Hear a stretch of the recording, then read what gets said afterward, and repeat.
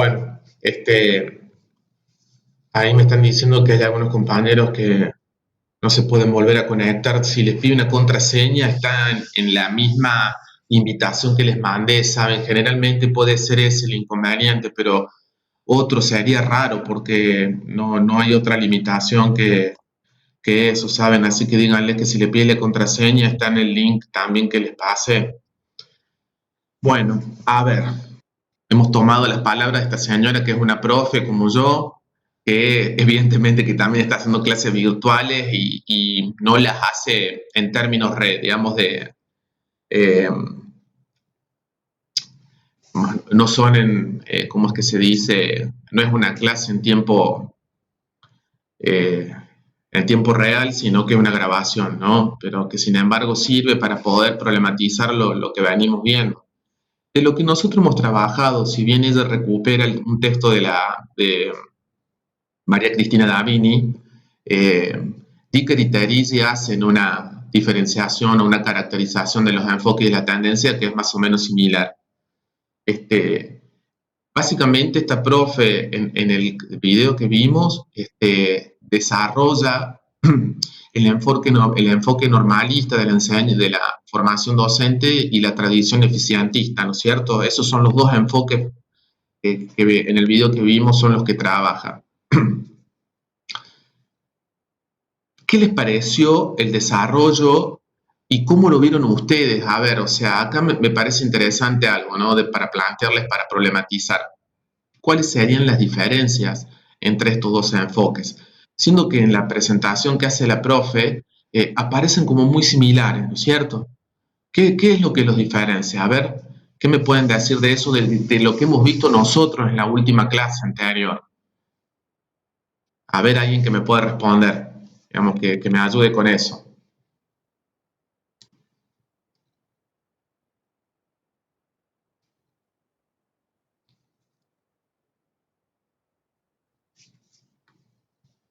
¿Qué me pueden decir? A ver. Profe, se habla como de las dos tradiciones muy parecidas, nada más que la segunda le agrega como que el aprendizaje era memorista.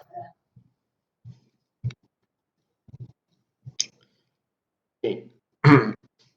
Es cierto. Pero acaso en la tradición normalista el aprendizaje también era memorístico. Vieron que en la presentación está difícil para poder diferenciarlos, porque creo que ahí hay una cuestión que me parece que tenemos que precisar, ¿no? Respecto de la tradición normalista, disciplinadora, como la plantea Dicker y Teresi, hay una cuestión que a mí me parece ahí que la profe se saltea y que me parece bueno, que es lo que la empieza a diferenciar, ¿no? Cuando nosotros hablamos del enfoque normal, disciplinador o la tradición normalizadora, habíamos resaltado como característica que la imagen del educador o de la educadora era de una persona, de un agente civilizador, ¿no? Es decir, estaba encargado de la formación ciudadana, la formación en hábitos, valores, costumbres que hacían a un buen ciudadano, como diría Sarmiento, a un soberano, a una soberana de este país. Entonces, en ese contexto, y nos estamos remontando a fines del siglo XIX y principios del XX, en ese contexto de la tradición normalista, ser un agente civilizador era ser un agente justamente moralizador, es decir, transmisor de cultura, transmisor de valores. ¿Por qué? Porque había un análisis, como lo dice la profe, y acá está la clave para entender la diferencia, ¿no? Se consideraba en ese momento, pensando en que es el nacimiento del sistema educativo argentino, Sarmiento, al igual que la mayoría de los intelectuales que había tenido lugar, que habían pensado y que habían llevado adelante la tarea de la construcción del sistema educativo argentino y también, por supuesto, del Estado Nacional, eh, habían idealizado una imagen de que la Argentina tenía que construirse a partir del aporte de los inmigrantes, pero no cualquiera, no cualquier inmigrante, sino sobre todo de los países europeos con el mayor avance de industrialización en ese momento. Nos estamos refiriendo a Alemania, Francia, Inglaterra, ¿no es cierto? Incluso se fomentó lo que era la inmigración de esa gente hacia el territorio argentino. En ese diagnóstico que hacían esos intelectuales en ese momento, consideraban que todo lo que había en este territorio no servía. No servían ni los indios, no servían ni los gauchos, ni tampoco servían las y los afrodescendientes. No servían, eran considerados las familias, los chicos, las chicas, los adultos que pertenecían a estos sectores eran considerados sujetos que no portaban saberes que eran considerados válidos. Entonces, la escuela tenía que educarlos en el sentido de impartirles una cultura que venía a ser algo así como un implante, es decir, había que transmitir saberes que lo formaran como ciudadano, pero desconociendo toda la cultura original que traían. Lo mismo sucedió con los inmigrantes que vinieron. ¿Por qué? Porque básicamente no llegaron los inmigrantes de los países que se esperaban. Llegaron otros inmigrantes, llegaron gente de Italia, llegó gente de España, llegó gente de lo que en ese momento era Yugoslavia, de lo que eran ese conjunto de países, ¿no? Digamos, que lo que hoy sería Croacia, lo que hoy sería, Yugoslavia, que todo este sistema escandinavo después se separa en un montón de países, ¿no? Pero básicamente no llegaron los inmigrantes que ellos pensaban que ellos estaban esperando. También fueron desconocidos, también en un primer momento. La escuela no reconoció su cultura. Entonces ahí está la diferencia, ¿no? En el enfoque, en la tradición normalizadora, disciplinadora, no es tanto la importancia que cobra el conocimiento científico como los saberes que se refieren a la cuestión moralizante, a la cuestión de los hábitos, de los valores que hacen para vivir en un entorno urbano. Es decir, los conocimientos, las habilidades, los valores, las destrezas que permiten vivir en sociedad.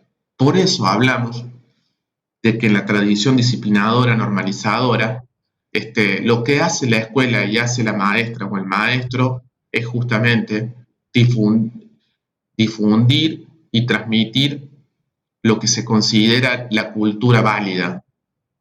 Hay un trabajo de inculcación, de adoctrinamiento en eso, ¿no? Porque de lo que trataba la escuela es que estos sujetos dejasen de ser marginales, considerados peligrosos para lo que era en ese momento la sociedad. Ahí hay una clave. El saber de la academia, el saber de la ciencia estaba en un segundo plano. Esa es la diferencia entre la tradición normalizadora y lo que se considera la academicista eficientista.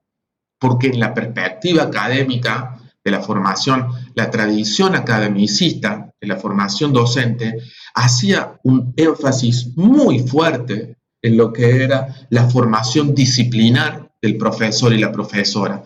Y estaba más ligado a lo que era una tradición pensada sobre todo para el secundario, digamos, ¿no? Y como la profe sí lo dice bien ahí,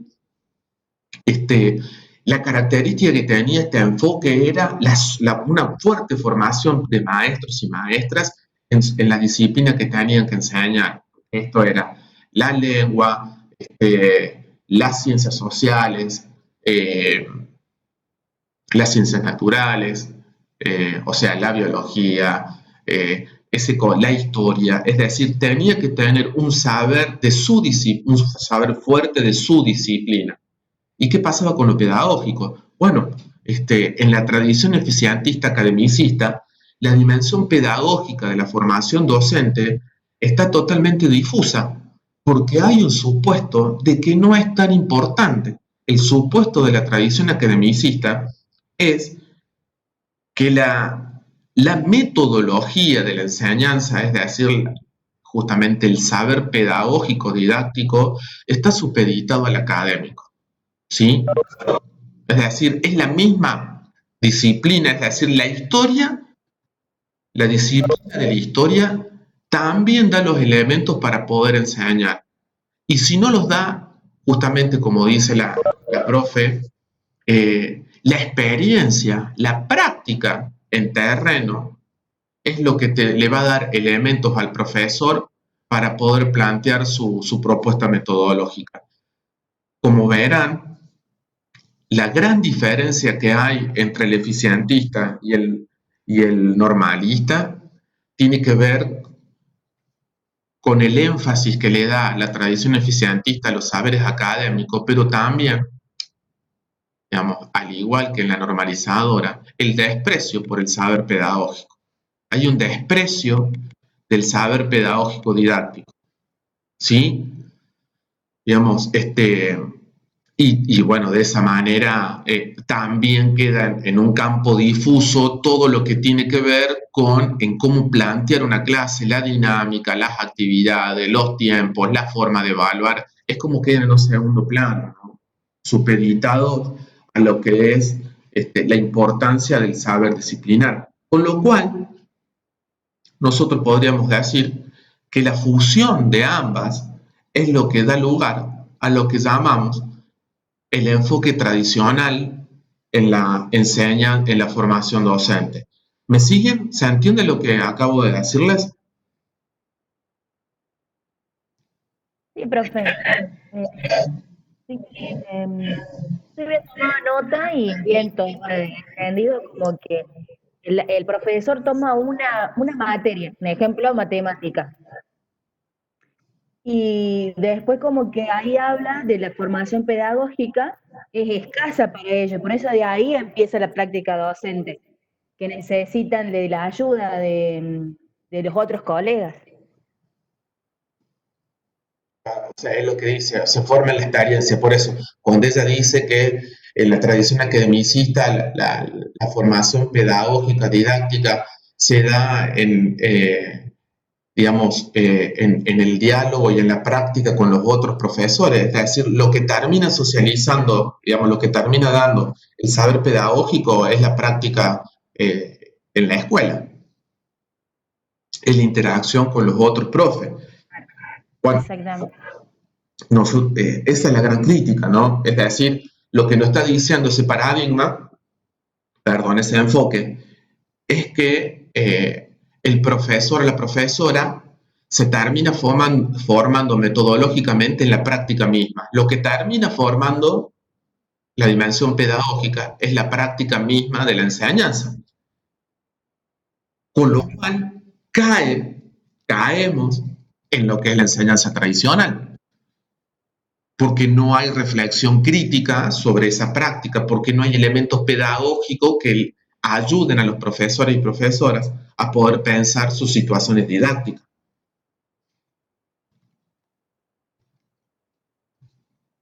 Perfecto. Igual, Sí, esto pasa también en la tradición, digamos, normalista, ¿no? De otra manera, pero también, ¿sí? También, sí. digamos, lo que pasa es que los focos son diferentes, porque la tradición normalista se llama disciplinadora justamente porque su foco está puesto en lo que es el disciplinamiento cultural, digamos, moral de los sujetos, como en algún momento vamos a ver en pedagogía más adelante, cuando la veamos como corriente pedagógica. Esa tradición focaliza en que el docente, en esta cuestión justamente de armar la clase y el entorno del aula como un lugar que está regido por lo que es los premios y los castigos, ¿no? La sanción la corrección. Por eso hablamos de que la pedagogía normalista es una pedagogía ortopédica, corrige las desviaciones, ¿no? Entonces, chicas, chicos, la imagen de un aula donde las pibes y las pibas están sentados uno detrás del otro, sin que corra ni siquiera se sienta el mínimo chasquido, en silencio, y todas y todos mirando al frente donde está el maestro, esa es la imagen de lo que la tradición normalista, disciplinadora, considera un buen entorno educativo. Fíjense, digamos, eso desde otras perspectivas, de otro enfoque, de otras tendencias, es altamente cuestionado, ¿no? Pero la idea que hay ahí es que se aprende mejor, se enseña mejor en un entorno en donde no vuela una mosca y los cuerpos no se mueven, están disciplinados.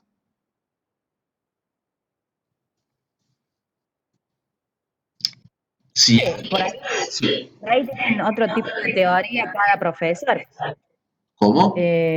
Por ahí son diferentes las teorías de que usa un profesor. ¿A qué te refieres? A ver. En el sentido de que por ahí hay unos que eligen el grupo, preferiblemente en grupo para que entiendan, y otros eligen que sea individual para cada uno tiene su punto de vista, los profesores. Ahí, si vos decís, digamos, aunque una maestra o un maestro enfoque su trabajo más en términos grupales o individuales, eso no quiere decir que no salga de una tendencia o de la otra, ¿sí? O sea, trabajar grupalmente en un aula no significa automáticamente que te salgas del paradigma tradicional de la enseñanza. No significa eso, porque muchas veces el trabajo grupal se vacía de sentido. La escuela vacía el trabajo grupal. ¿Qué significa el trabajo grupal? Digamos, ¿qué es construir un grupo? Construir un grupo no significa que juntar a 3 o 4 pibes o pibas para que hagan una tarea, no solamente una actividad, porque tarea y actividad no es lo mismo, ¿sí?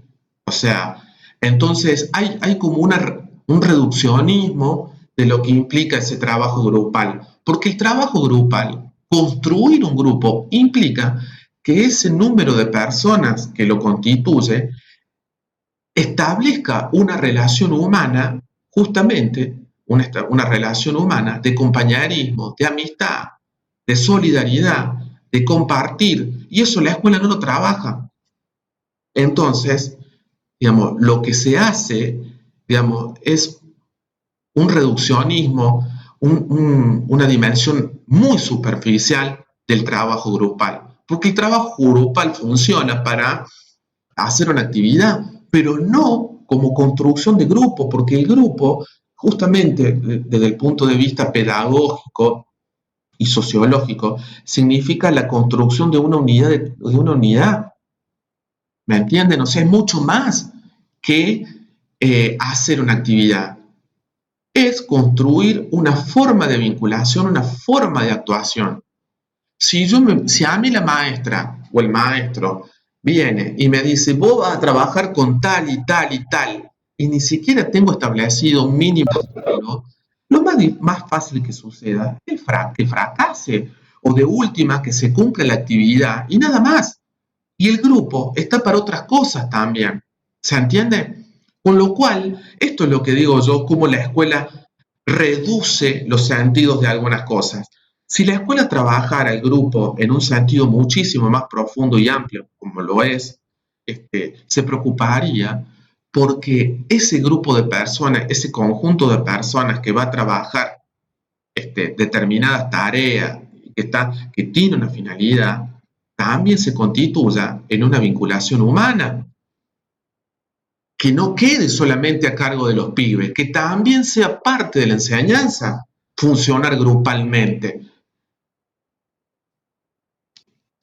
Incluso hay toda una corriente pedagógica que que apunta a la teoría de grupo, ¿no? Por eso les digo que no es solamente, digamos, hay todo un saber en lo que significa la construcción de la grupalidad. No es lo mismo, por eso digamos, hay algunas didactas que hablan de que no es lo mismo un grupo que un agrupamiento. La escuela generalmente lo que hace es agrupamiento, junta gente.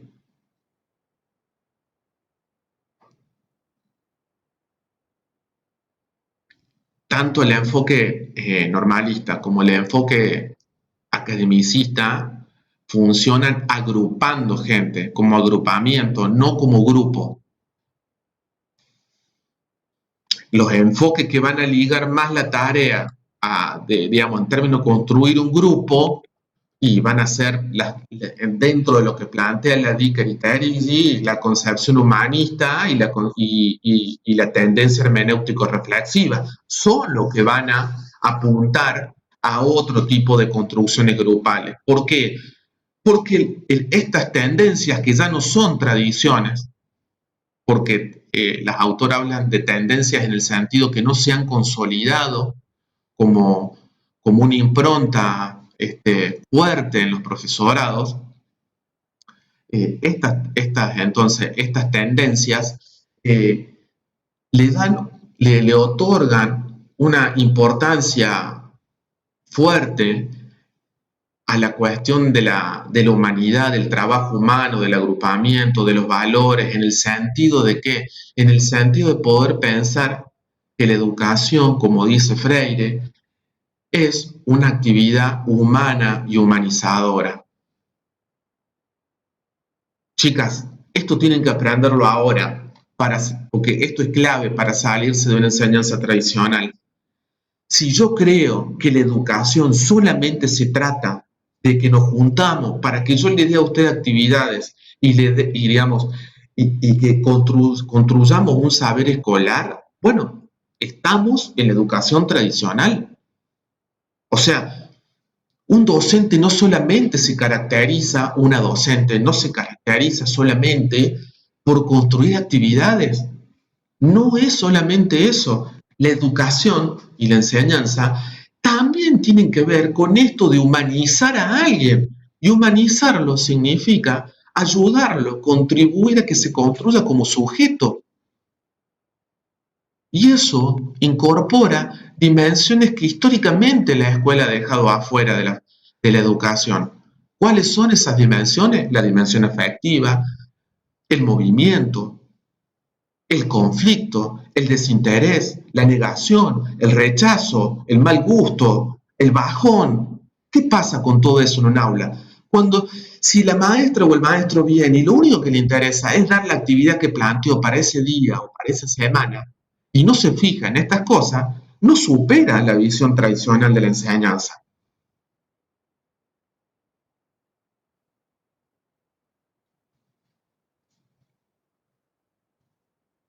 Claro, y ahí llegaría el punto de frustración. ¿Cómo?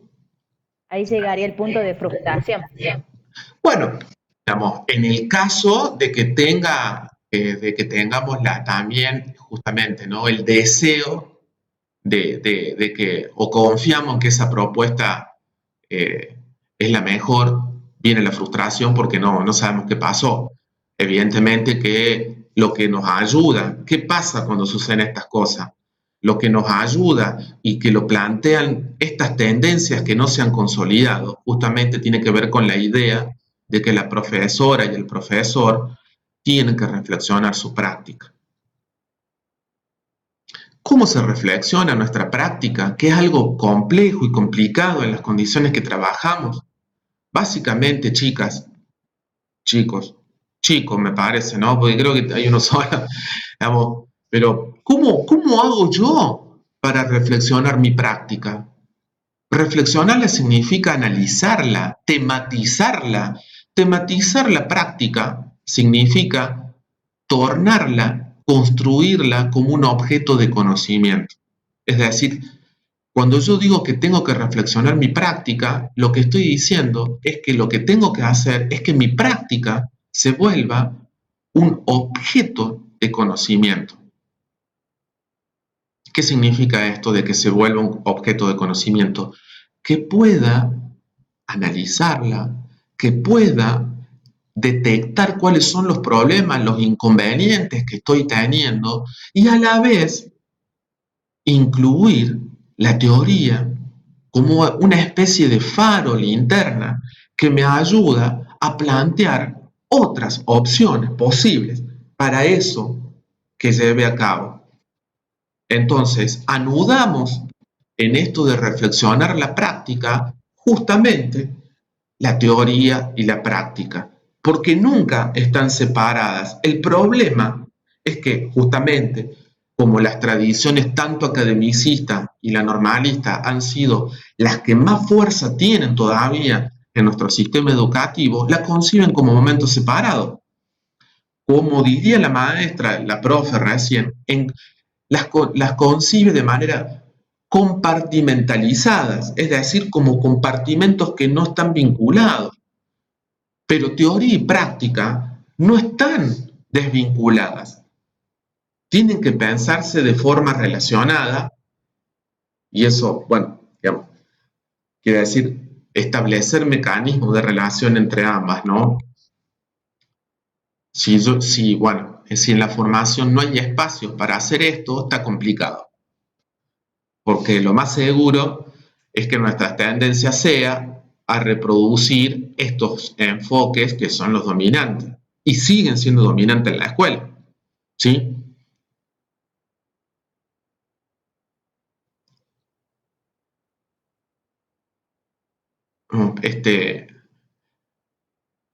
Aunque por ahí, fíjense, una de las categorías que todavía sigue siendo fuerte en la práctica docente, en las prácticas, es la idea de dominio de grupo, dominio. Si yo hablo de dominio de grupo, ¿a qué tradición de estas que estamos viendo estoy aludiendo? O sea, me estoy refiriendo. ¿O dónde estaría incluida esta idea de dominar al grupo como algo básico o importante para una maestra o un maestro?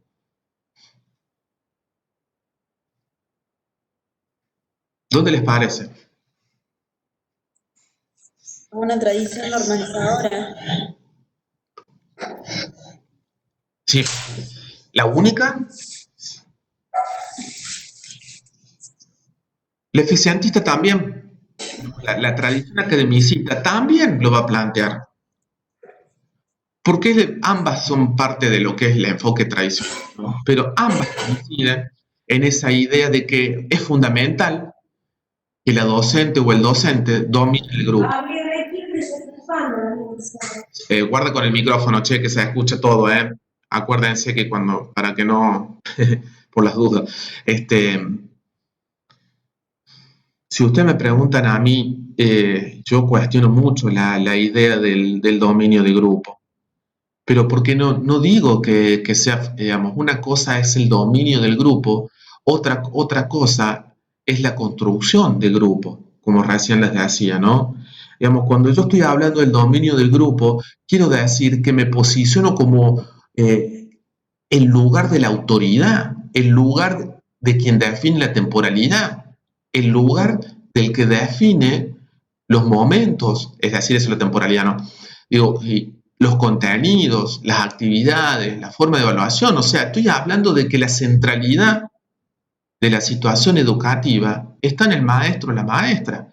Y fíjense que recién cuando estábamos en la clase de pedagogía, estábamos hablando en un sentido totalmente distinto. Decíamos, la situación educativa, es decir, la práctica de la educación en el aula o en cualquier otro contexto, se entiende que es una relación dialógica, de diálogo. Partimos de la idea de que todos somos sujetos del aprendizaje, todos sabemos y todos ignoramos algo.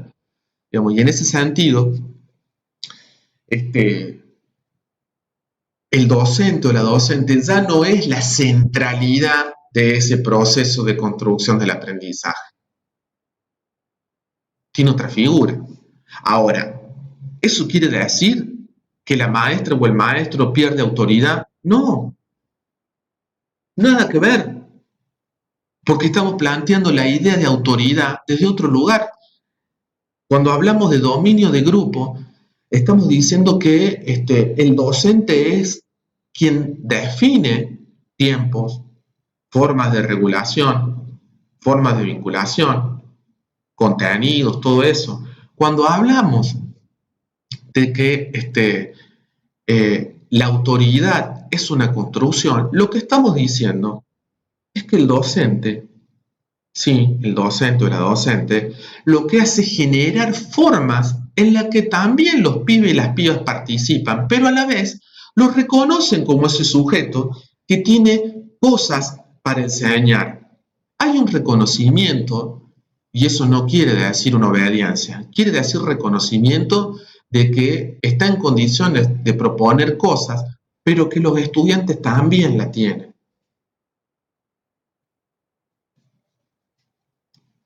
De ese lugar, cuando en el aula, por ejemplo,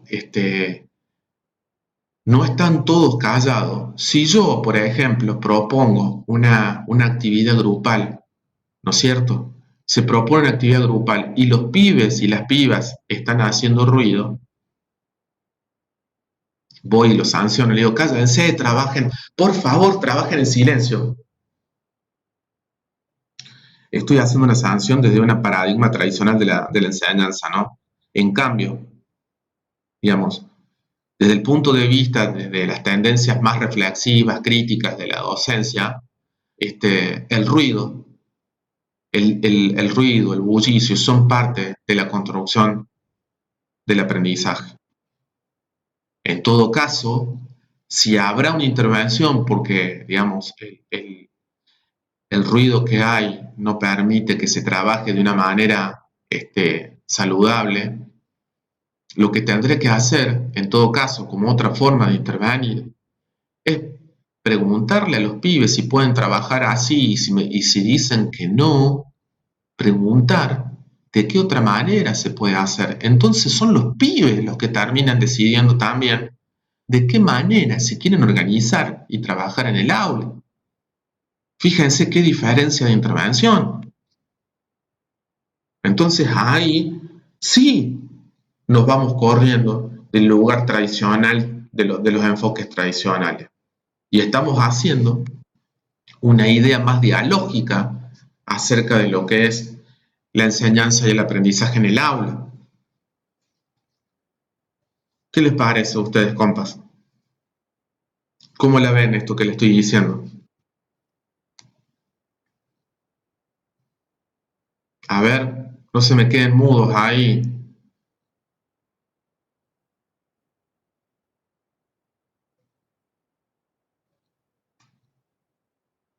No, está bien, profe. Pero ¿cómo la ven ustedes? A ver, que no seas vos, Karina, a ver que participe otra gente que está ahí, que no estén de adorno, o sea, no se me vayan y dejen Por favor, a ver, alguien más que participe, vamos, tienen que estar acá, así que, digamos, para mí es importante también que ustedes participen de la construcción de la clase. ¿Qué les parece lo que les estoy diciendo? Yo pienso que también debe ser difícil el hecho de querer poder enseñar algo, dar la clase, y muchas veces, por ejemplo, que haya desorden y no poder ejercer, digamos, eh, eso. Entonces, ¿cómo se hace en ese caso? ¿Y qué sería el desorden? Y lo interpreto como que estén gritando, que estén distraídos, que algunos te presten atención y otros no, y así. Bueno, digamos, en ese es difícil no intervenir más allá de la sanción. Lo que estamos diciendo es que hay otras formas de intervenir que no sea sancionando, ¿sí? Sancionando quiere decir hacerlos callar. Esa es la más fácil. Porque vos podés decir, se callan todo o le doy un minuto para que se callen, si no, tac, viene la sanción. Lo que estamos diciendo es que hay otras maneras de que se pueda abordar ese ejemplo que estamos hablando. Muchas.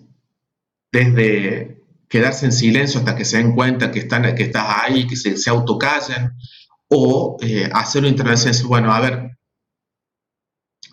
así no podemos, ¿cómo nos organizamos? O sea, hay generar participación en términos también de los acuerdos que tenemos en el aula. Otra cosa es eso.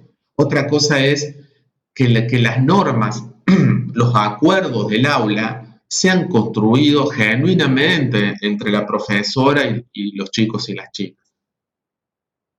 Si ustedes se fijan, ahora no porque no estamos en el aula, pero si se fijaran en el aula que estamos nosotros, se van a dar cuenta cómo todavía este tipo de acuerdos son casi impuestos generalmente por la maestra o el maestro. Y lo más loco de esto, chicas, lo más loco de esto es que justamente pareciera que las normas y los valores del aula son para los pibes y las pibas y no para el maestro. Es como que el maestro está afuera de ese sistema normativo. No está bueno si yo estoy en el aula y, por ejemplo, le estoy diciendo a ustedes, che, a ver, les digo, no está permitido el uso de celulares durante mi clase y, sin embargo, cuando ustedes están trabajando grupalmente, yo sí estoy usando el celular. ¿Qué pasa conmigo ahí? También hay que revisar ese tipo de incoherencias, ¿no? O sea, es importante que los acuerdos sean para todos iguales. Eso es importante porque también habla de la ética de la maestra o el maestro, sí. Mi hijo el otro día, haciendo la tarea, me contaba y me dijo, ¿por qué yo no puedo llevar el celular? Y le enseño en el grado, usa el celular. Bueno, ¿ven? Y tiene 6 años. Pero, a ver, ese cuestionamiento genial que hace el pibe, digamos, es totalmente válido, porque ahí es cuando hablamos de cómo, en verdad, la maestra o el maestro termina haciendo, aunque sea mínimamente un abuso de poder, de autoridad, porque el pibe no le va a decir, profe, vos no podés usar el celular, o sea, o de última hasta incluso puede ser sancionado. Y lo que estamos transmitiendo ahí, en términos de valores también, en esta cuestión de los valores que se transmiten de manera inconsciente, lo que estoy transmitiendo es que yo puedo hacer determinadas cosas cuando tengo determinada autoridad, determinado poder. Digamos, esto, ¿no? Y los otros no. No me parece que sea una buena enseñanza, digamos, no es un buen ejemplo hablando en términos de tradición normalista. No es digamos, cuando Freire habla de que el docente también testimonia con su práctica, estamos hablando de esto. Si yo le estoy diciendo a los pibes y a las pibas que no pueden hacer determinadas cuestiones, el primero que no tiene que hacerlas soy yo. Porque de última lo que está diciendo tu hijo es que la docente no le interesa lo que hacen los pibes, no le interesan las normas, le está diciendo. ¿Le está enseñando eso? Yo sí puedo decirte qué tenés que hacer porque yo soy la autoridad, pero yo puedo hacer lo que quiera. Y el pibe ya lo entendió cuando te está diciendo a vos, ¿por qué la maestra sí, yo no? Está diciendo, ¿cómo? Está diciendo que hay abuso de autoridad. Digamos, no lo está diciendo así, pero se refiere a eso. Hay que ser muy cuidadosos con estas cosas, chicas. Por eso Freire plantea esta cuestión de la dimensión ética del ser maestro, maestra.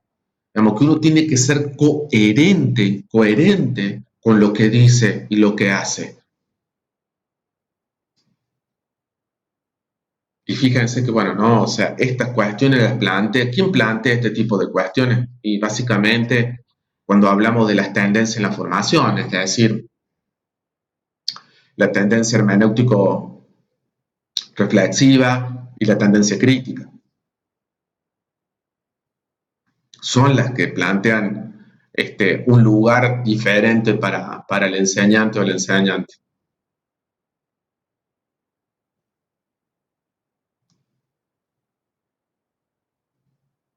O sea, ahí se anudan, fíjense, cómo todavía el aula, las aulas actuales, están atravesadas por estos enfoques fuertes. O sea, no vemos los enfoques solamente como una cuestión teórica. Lo que estamos diciendo es que estas tradiciones están fuertemente arraigadas en nuestras prácticas. Yo me he formado con la predominancia de esos enfoques.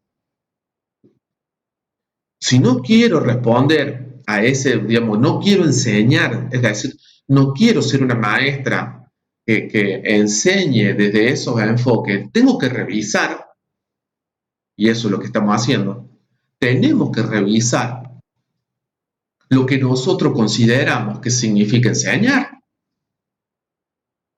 lo que hace un docente, lo que hacen los estudiantes y las estudiantas.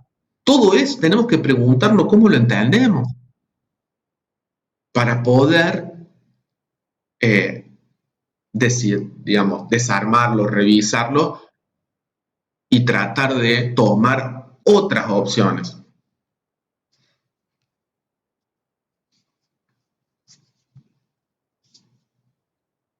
Parece que ahí está la diferencia, ¿no? En esto de cómo nos vamos asumiendo. Y esto está bueno también, porque si bien ustedes no van a hacer, no, en la práctica uno no hace prácticas áulicas, sino que trabaja la escuela, digamos, lo interior de la escuela relacionado con el exterior y el exterior también. No sé, la verdad que la práctica uno tiene muchos problemas en términos de jurisdicción para poder explicar qué significa esto de la relación escuela-comunidad, porque ese es el núcleo de la práctica 1. ¿Por qué digo tiene muchos problemas? Ya lo vamos a ver en pedagogía, pero si hay alguna de las características que todavía sigue siendo fuerte en términos de la escolaridad, es la idea de que la escuela es una institución de encierro, o sea, es una institución que está totalmente aislada, o está muy aislada. El muro de la escuela funciona como un aislamiento de lo que sucede en la realidad. Tiene otra realidad la escuela. Entonces, hay muy pocos ejemplos en Córdoba de escuelas que estén conectadas con todas las organizaciones, las instituciones de un barrio. Generalmente la escuela no le interesa lo que hacen las otras instituciones del barrio. Generalmente no se trabaja conjuntamente con otras organizaciones. Entonces difícilmente que ustedes y yo podamos ver justamente relaciones de algo que no hay. Pero bueno, la jurisdicción se empeña justamente en ver esto y terminamos, digamos, lo máximo que podemos hacer es ver, digamos, justamente preguntarnos cómo ingresa el exterior, cómo ingresa el barrio a la escuela, ¿no? Y se van a dar cuenta que ingresa a cuentagotas, y si ingresa es para defenestrarlo. ¿Cómo puede sobrevivir? ¿Qué pasa con las escuelas en los sectores populares cuando rechazan lo que sucede en su exterior, en su alrededor? ¿Qué pasa cuando la directora dice, no, esto se los digo porque son casos ciertos del año pasado? No tenemos mucha vinculación con el exterior, porque bueno, o sea, los padres, las madres de estos pibes son choros, si entran a la escuela es para robar. Y así, bueno, o sea, ¿qué hizo la escuela para cambiar la vinculación? En el caso que sea así como lo plantean. ¿Qué hace la escuela? ¿Qué hace la escuela para incluir? Al contrario. Hay muchos docentes que no les interesa, digamos, en la vida aparte del colegio del niño. No, totalmente. Y ahí aparece esta idea de la escolaridad como un artificio, digamos, ¿no? Termina siendo algo artificial que no se conecta, que no puede conectarse muchas veces con la realidad propia de los pibes, de las pibas, en su contexto, en su familia, en los otros aspectos de su vida, ¿no? Y eso es algo que, bueno, que estamos intentando que se transforme, pero acá hay otros inconvenientes y esto no es responsabilidad solamente de las maestras y de los maestros. Cuando nuestras escuelas están totalmente atravesadas por una red burocrática, por el control del Ministerio de Educación, por el control de las autoridades, por el disciplinamiento acerca de cómo tienen que hacer su tarea, por toda la cosa burocrática. Cuando la escuela se burocratiza así, o sea, en todo ese control, en toda esa secuencia de burocracia y de papeleo, queda poco espacio para poder construir vinculaciones con la comunidad que sean más genuinas. Entonces, mucha de la responsabilidad de que las escuelas sean así también es por el enfoque que tienen los ministerios de educación provinciales, por ejemplo, Córdoba.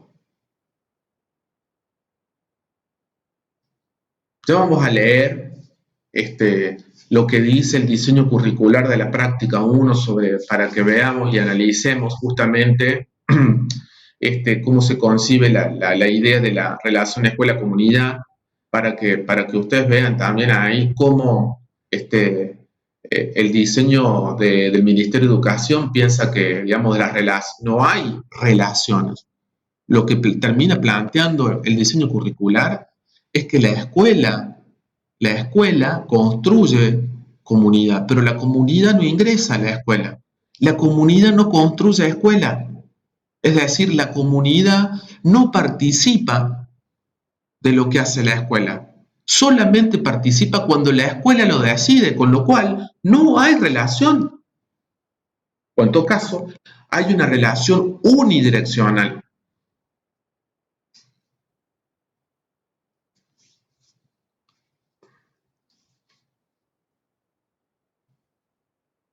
Y ahí hay limitaciones políticas, ideológicas, ¿no? A este gobierno que tenemos en la provincia no le interesa y no quiere que la escuela se vincule con organizaciones sociales.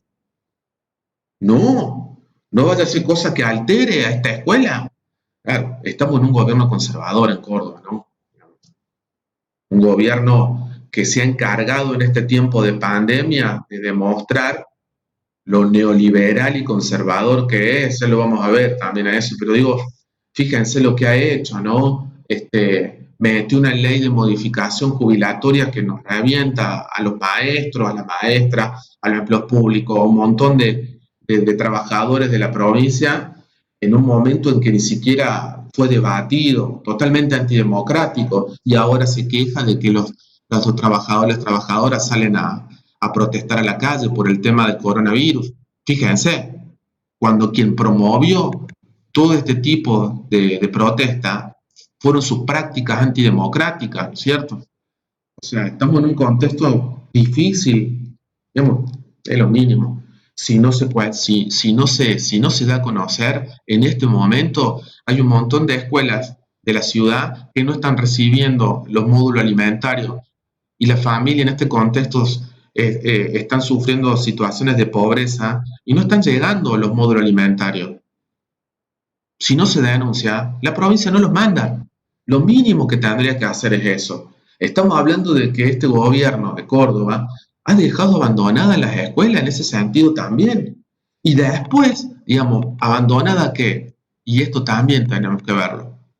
Abandonada a la voluntad y a la idea justamente vocacional de los maestros y las maestras que saben que no van a dejar a la familia y a los chicos en banda. Hay un montón de testimonios que hablan hoy de cómo son las maestras y los maestros que están haciendo colectas, que están juntando alimentos, que lo están pidiendo para ofrecerle a la familia de los colegios, porque el Estado se retiró. Pero, fíjense, por eso les digo, ¿no? El martes pasado, que fue tipo un paro virtual para no dar clase, no hacer nada ese día, como forma de protesta por el tema de la modificación jubilatoria, a los 2 días o 3 el Ministerio de Educación mandó un comunicado a los directivos de las escuelas para que pasaran la lista de cuáles profesores habían hecho paro. Chicas, eso pasó. O sea, yo estoy en mi casa usando mi computadora, estoy usando mi conexión a internet, o sea, yo estoy pagando los materiales para dar clase y encima el gobierno tiene el tupé de querer descontarme el día. ¿No les parece que un poco como para enojarse y generar malestar, digamos? Profe, yo había visto una noticia que no sé si será cierta, de que en algunas provincias les iban a dar computadoras a los profes, no, en realidad no, les iban a dar créditos para comprarse computadoras, pero Córdoba no llegó a un acuerdo. Joder, ¿en serio? Y yo, ¿Dónde viste esa y noticia? yo pensaba, digo, ¿por qué les dan créditos cuando deberían darles las computadoras directamente para dar las clases? Sí, está buena la pregunta que haces, digamos. Yo había leído la nota, digamos, donde el ministro de Educación decía que iba a haber créditos a tasa cero para comprar computadoras para los docentes de parte del Banco de Nación. Lo que no Sí, sabía, así había visto yo. que no sabía que Córdoba no había acordado eso. No sabía.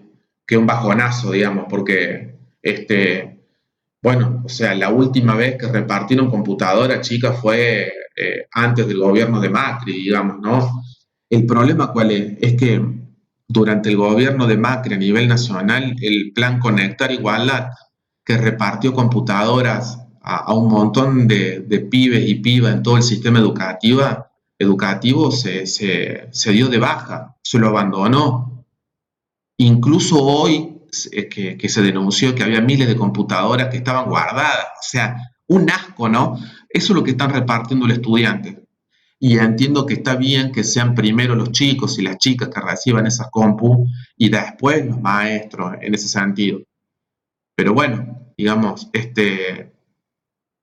diseñar de nuevo un plan de conectividad de computadoras para todo el sistema educativo lleva mucho tiempo y plata, y por ahí en estas circunstancias es más complejo, ¿no?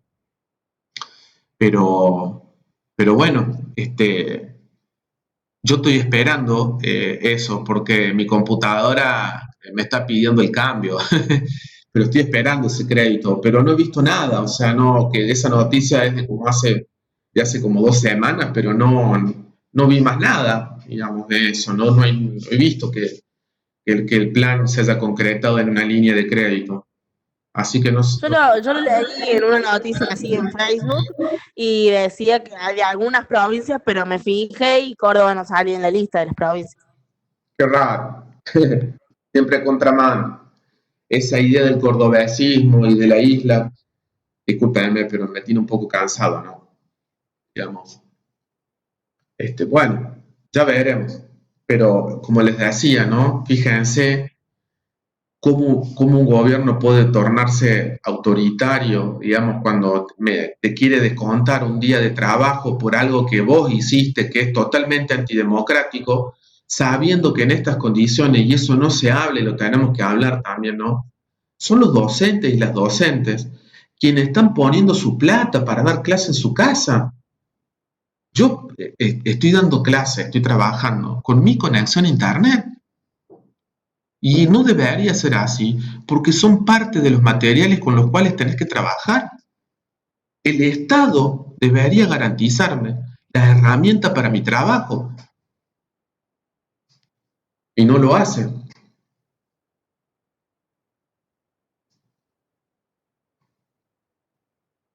Eso es lo que dice, por ejemplo, cuando Freire y el enfoque, no el enfoque, sino la tendencia crítica de la formación docente plantea que el docente tiene que ser un intelectual crítico en este sentido, de poder pensar cuáles son las condiciones, a poder analizar las condiciones de su trabajo. Eso también es parte de la formación. Tener elementos para poder pensar, analizar las condiciones de trabajo y luchar por mejores condiciones de trabajo. ¿Se acuerdan cuando hicimos toda una crítica, la idea de vocación justamente tiene que ver con esto, ¿no?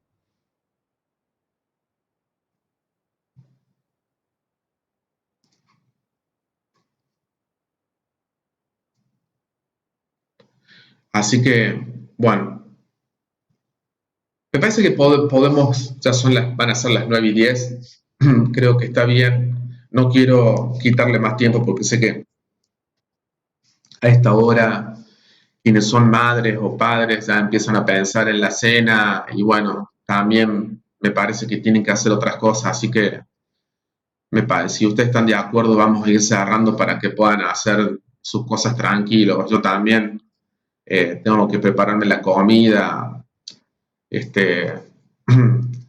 no está mi novia hoy, así que si ella estuviera lo estaría haciendo porque no estaría haciendo cosas, pero bueno, ahora que estoy trabajando también, ¿no? Tengo que dejar, ya, digamos, tenemos otras cosas para hacer, así que bueno, si les parece bien, vamos a ir cerrando para que vayan a hacer todas esas cuestiones y nos volvemos a ver la semana que viene. Bueno, profesor, gracias. Bueno, un gusto que estén, buena semana. Síganse cuidando, saben que estamos en momentos donde el virus se ha hecho comunitario y hay que tener cuidado, síganse cuidando, porque bueno, si bien se flexibiliza, sabemos que tenemos que seguir tomando los recaudos. Sí, espero que estén bien y que tengan una linda semana. Igual, profesor, gracias. Gracias, igualmente. Bueno, gracias.